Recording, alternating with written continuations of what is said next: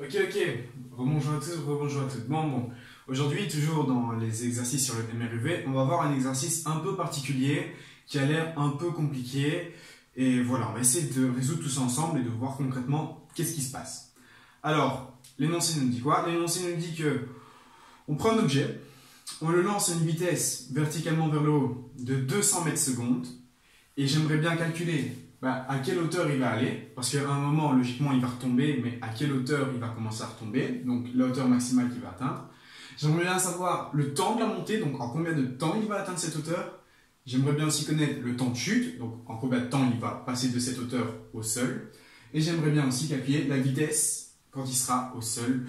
Donc voilà. Et donc j'aimerais bien calculer tout ça. Alors pour démarrer, on a deux données. On sait que la vitesse initiale, c'est 200 mètres secondes. Donc la vitesse, donc V1 ici, que je l'ai appelé. Donc quand je te lance vers le haut, c'est 200 mètres secondes. Et je sais que l'accélération, si je prends mon axe qui va vers le haut, parce que je vais devoir calculer les distances, alors donc je prends bien mon axe vers le haut, je sais que l'accélération, elle est négative. Et donc elle est négative de combien? Si on est sur Terre, c'est 9,81 mètres par seconde au carré. Du coup, on a une accélération qui va vers le bas, et donc qui, contrairement à notre axe, est négative. Voilà. J'ai ces deux données et j'ai deux formules. J'ai une première formule donc, qui me dit que la vitesse en fonction du temps, c'est V1 plus AT, car le temps initial, on va dire qu'il est égal à 0 secondes, et que, en déduisant cette formule, on sait que x de t, donc la distance en fonction du temps, c'est V1 fois t plus 1 demi de AT carré. Voilà, donc ça, c'est les deux formules pour le MRUV. Alors, j'ai représenté un petit dessin qui représente notre situation. Donc j'ai bien une vitesse V1 qui est de 200 mètres secondes, donc hop là, vitesse V1 qui est de 200 mètres secondes. J'ai bien une accélération qui va tendre vers le bas, donc qui va descendre vers le bas, verticalement toujours. Alors je démarre bien en X de mon temps initial, donc qui est égal à 0 mètres, je démarre en 0 mètres, et j'ai bien mon temps initial qui démarre en 0 secondes. Donc je démarre en 0 mètres, en 0 secondes, mais avec une vitesse de 200 mètres secondes. Et moi, j'aimerais bien calculer mon x de t maximal et mon temps. Alors, hauteur maximale, elle sera en mètres, le temps de la montée en secondes, le temps de chute en secondes, et la vitesse au sol en mètres secondes. Alors, par quel calcul est-ce que je vais essayer de commencer? Eh bien, on va essayer de commencer par le temps de la montée, car vous allez voir que c'est assez simple et assez subtil. En fait, le temps de la montée, quand je suis à cette hauteur h, je m'arrête. Donc concrètement, ça veut dire que la vitesse à ce temps-là, elle est nulle. On s'arrête bien, donc on monte, on s'arrête à cette hauteur maximale, et ensuite on redescend. Voilà. Et donc, qu'est-ce que ça nous dit? Ça nous dit que le temps de la montée, la vitesse quand on est au temps de la montée, elle est nulle. Alors, je vais avoir comme résolution la vitesse du temps de ma montée qui est égal à 0. Voilà. Donc c'est ce que nous dit le petit dessin qu'on a ici. Quand on est à la hauteur maximum, on est bien à la vitesse où on est au temps de la montée, c'est bien le temps de la montée. Ici, je dois calculer le temps de la montée, voilà. Et la vitesse du temps de la montée, elle est nulle. Alors, c'est égal à quoi? La vitesse du temps de la montée. Vitesse du temps de la montée, c'est tout simplement V1 plus A fois le temps de la montée. Donc j'ai bien 0 qui est égal à V1 plus A fois le temps de la montée. Ok, V1 c'est quoi? V1 c'est 200. Et A c'est quoi? A c'est moins 9,81 fois le temps de la montée. Et donc, j'ai que le temps de la montée est égal à 200 divisé par 9,81, soit 20,38 secondes. Ok, donc je récapitule. La vitesse au temps de notre montée, donc la vitesse quand on est tout au-dessus, elle est nulle parce qu'on s'arrête. Ça veut dire que V1 plus l'accélération fois le temps de cette montée, c'est bien la formule qu'on a au-dessus, la vitesse en fonction du temps, c'est bien égal à 0 parce que la vitesse au temps de ma montée, elle est nulle. Je m'arrête. J'ai alors que 0, c'est 200, c'est bien notre vitesse initiale, moins 9,81, parce que plus ATM, A, c'est bien moins 9,81. On descend bien vers le bas. Donc, l'accélération est bien négative. J'ai donc 0, c'est 200 moins 9,80 fois le temps de la montée. J'isole le temps de la montée. J'ai que le temps de la montée, c'est 200 divisé par 9,81, ce qui nous fait 20,38 secondes. Et donc, j'ai que le temps de la montée, c'est 20,38 secondes. Voilà. Et donc, on peut l'écrire dans nos données. Nos données nous disent quoi? Nos données nous disent que le temps de la montée, c'est 20,38 secondes. Ok. Donc, je vais effacer les calculs.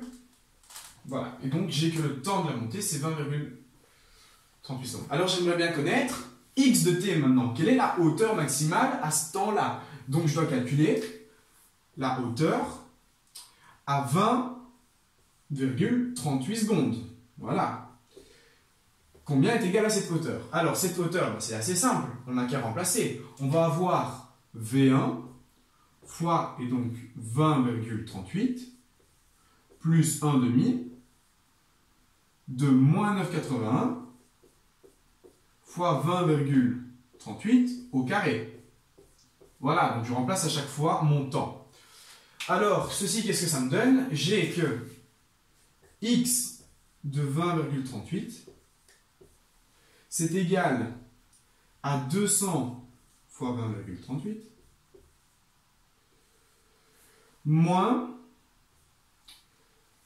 1 demi de 9,81 fois, et donc 20,38 au carré. Alors, ici, c'est une valeur numérique. Vous n'avez qu'à le faire à la calculatrice et vous allez obtenir que x de 20,38, c'est... et donc j'ai oublié 7. Voilà. 7 mètres. Donc, à l'aide de votre calculatrice, vous allez calculer x de votre temps de montée. Donc, c'est bien la hauteur maximale, donc le temps de montée. Vous obtenez ceci en remplaçant avec votre formule. Et vous obtenez 2038,7 mètres. Voilà. Et donc, on a que la hauteur maximum qu'on va atteindre, c'est 2038,7 mètres. Ok. Voilà. Et donc, ça, c'est pour la résolution de la hauteur maximum. Alors, je vais tout simplement l'écrire ici. Hauteur maximale égale à 2038,7 mètres dans mes données. Ensuite, ce qu'il me faut, c'est le temps de chute. Alors, le temps de chute, qu'est-ce que c'est? Le temps de chute, il y a deux moyens de le trouver. Premier moyen, c'est de changer l'axe, et donc de dire qu'on va vers le bas. Si on a un temps de chute, on sait que le temps, on sait que oui, on va avoir la distance qui est égale à 1 demi de AT carré. Voilà.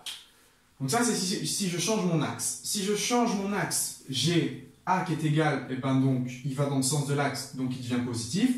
Et donc j'ai que 2038,7 pardon, est égal à 1 demi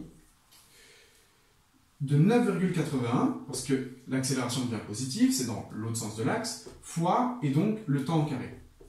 Ce qui nous dit que le temps sera égal à 20,38 secondes. Voilà.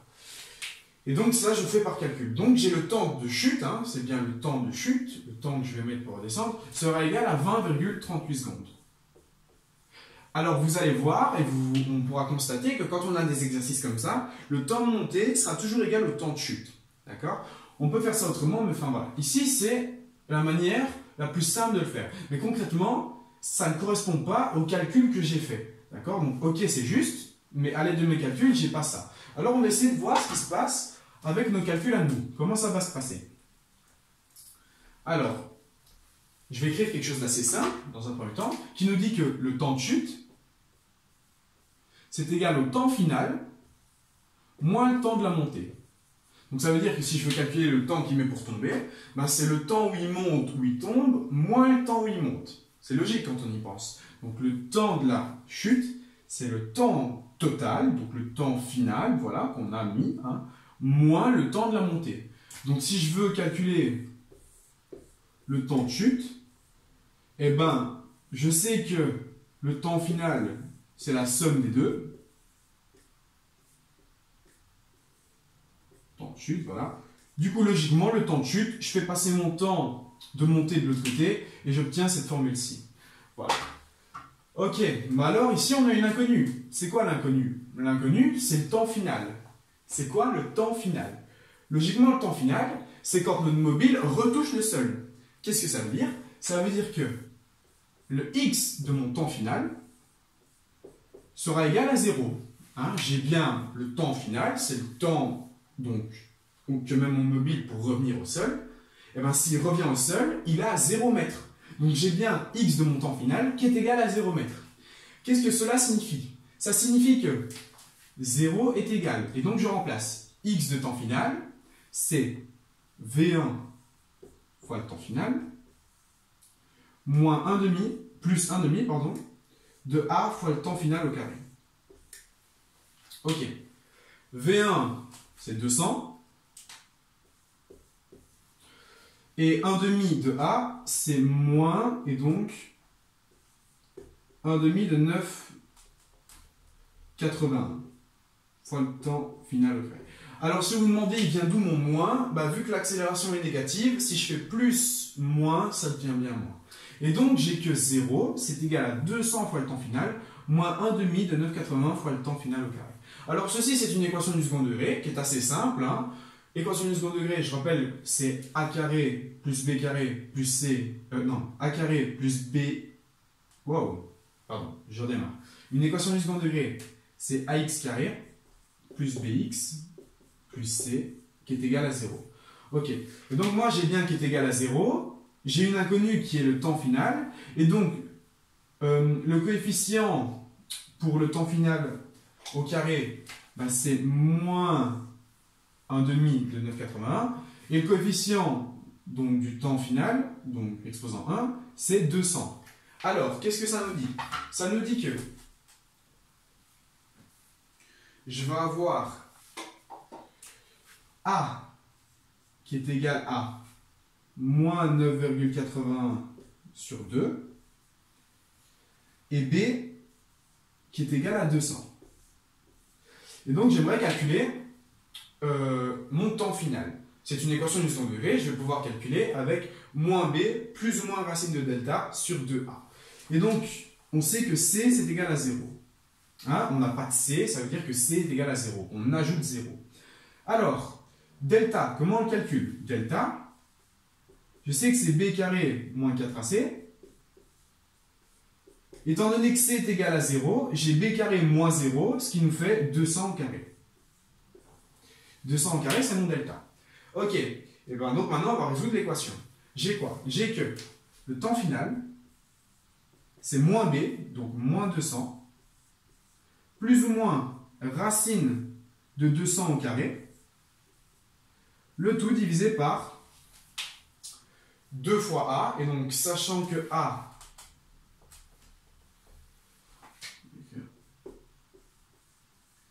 sachant que A est égal à moins 9,81 sur 2, j'ai 2 fois moins 9,81 sur 2.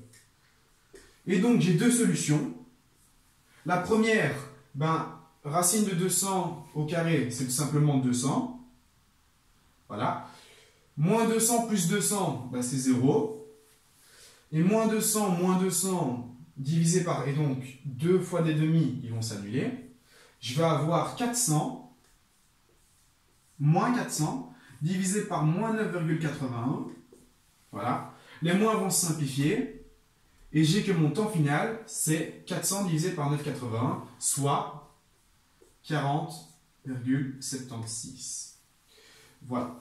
Donc j'ai mon premier temps qui est égal à 0 secondes et mon deuxième temps qui est égal à 40,76 secondes. Donc ça veut dire que je vais avoir deux données pour mon temps final qui est égal à 0 secondes et 40,76 secondes. Ben, 0 secondes, c'est pas mon temps final, mais c'est mon temps initial. J'ai démarré en 0 secondes. Donc cette valeur, elle est juste. Qu'est-ce que ça veut dire? Ça veut dire que mon temps final, c'est 40,76 secondes. Hein. J'ai bien x de mon temps final, donc, qui est égal à 0, car l'objet retombe. J'ai cette équation-ci. A, c'est moins 9,80 sur 2. B, c'est 200. C, c'est 0. On fait delta, voilà. on obtient avec la calculatrice que le temps final, c'est 40,76 secondes. Voilà. Donc j'ai que mon temps final, c'est 40,76 secondes. Alors moi, ce que je veux, c'est mon temps de chute. Ok, et bien comment je fais pour le temps de chute? C'est assez simple. Je vais enlever les calculs.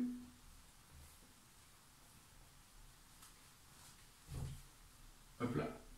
Le temps de chute,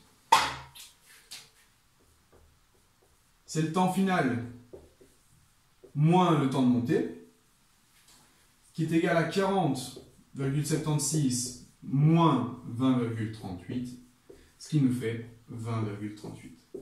Alors ça, c'est la résolution pour le temps de chute à l'aide de nos données, donc, et à l'aide de ce qu'on a. Mais bon, si vous avez un autre moyen, voilà, comme le premier moyen que je vous ai montré, vous pouvez le faire comme ça, c'est aucun souci.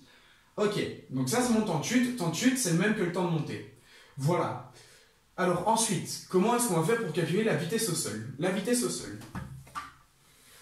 Alors concrètement, la vitesse au sol, c'est la vitesse de mon temps final. Hein? Mon temps final, c'est bien la vitesse que je reviens quand elle est à 0. Donc moi, c'est ce que je veux calculer. Donc j'ai une vitesse qui monte, donc 200 mètres secondes. Hop là, je m'arrête au-dessus, ma vitesse, elle est nulle. Et donc je redescends et j'aimerais savoir à quelle vitesse va mon objet quand il retouche le sol. Eh bien, il retouche le sol à notre temps final. Donc je dois calculer V de notre temps final. Alors V du temps final, ben, c'est très simple. C'est la vitesse de 40,76. Voilà. Et la vitesse de 40,76, c'est égal à quoi? Eh ben, nos équations nous disent que ben, c'est tout simplement V1 plus A, et donc fois 40,76. Ok. Alors, ben, V1, c'est 200. A, c'est moins 9,81 fois 40,76. Ceci est une valeur numérique, on peut le trouver à l'aide de la calculatrice, ce qui nous fait moins 199,85 mètres par seconde. Ok, alors, vitesse au sol. Pourquoi j'ai une vitesse négative? C'est très simple. Mon axe, il est vers le haut, il est vertical. Donc mes calculs me disent que quand je vais monter, je vais tout simplement avoir une vitesse positive, et quand je vais descendre, je vais avoir une vitesse négative. Alors, mathématiquement, notre vitesse, elle est négative quand elle retouche le sol. Mais bon, on sait bien qu'avoir une vitesse négative, c'est possible quand on a un axe. Mais bon, moi, je veux la valeur de cette vitesse. Quelle est la valeur de cette vitesse? C'est tout simplement 199,85. Hein? Et donc, la vitesse au sol sera de 199,85 mètres par seconde. Waouh! On a fini. Voilà, voilà. Alors, on récapitule comment on résout un exercice comme ceci. On sait que, quand on a un exercice comme ceci, si l'objet s'arrête tout au-dessus, j'ai que la vitesse de mon temps moyen, de montée, pardon, la vitesse de mon temps de montée, donc la vitesse quand je serai tout en haut, elle est nulle. Avec cette équation, je la remplace là-dedans et je trouve le temps de montée. Je trouve le temps de montée. On sait que le temps de montée, c'est égal au temps de chute. Alors, on pourra le réécrire. D'accord? Mais bon, si vous ne le savez pas et que vous devez le montrer, que vous devez montrer les calculs, vous devez montrer tous les calculs que j'ai faits. Alors, la hauteur maximum. La hauteur maximum, qu'est-ce qu'on sait? On sait que c'est, ben, donc le x du t de montée. C'est bien le x quand mon temps, et c'est le temps de montée. Alors, je remplace avec la valeur du temps de montée que j'ai trouvé. Donc, je remplace là-dedans et j'obtiens que la hauteur maximum, c'est 2038,7 mètres. Ensuite, ben, mon temps de chute, il faut utiliser cette formule-ci qui nous dit ben, que c'est le temps final moins le temps moyen. Je dois calculer le temps final, voilà. Ensuite, si je veux la vitesse au sol, eh ben, la vitesse au sol, ben, c'est la vitesse à mon temps final, donc quand je retombe vers le sol. Ce temps final, on l'a calculé, c'est 40,76, voilà. Et donc, je prends la vitesse de 40,76, c'est V1 plus A fois, et donc le temps. V1 c'est 200, A c'est moins 9,81 fois 40,76. J'ai une vitesse négative, logique, parce que j'ai bien une vitesse qui va dans l'autre sens de l'axe. Si je descends vers le bas, ben, vu que mon axe monte, je vais avoir une vitesse négative. Maintenant, je veux la vitesse au sol, je veux la valeur de cette vitesse. La valeur de cette vitesse, c'est 199,85 mètres par seconde. Voilà, voilà. J'espère que cet exercice est compris, que vous sachiez le refaire concrètement. Alors, donc, on ne part que de deux données au départ. J'ai l'accélération et la vitesse. Et donc, à l'aide de ces deux données, je peux calculer tout le reste. Voilà, et donc trouver à peu près tout ce qu'il faut. Voilà, voilà. Je vous remercie de votre attention et je vous dis à très bientôt pour les prochaines vidéos. Au revoir.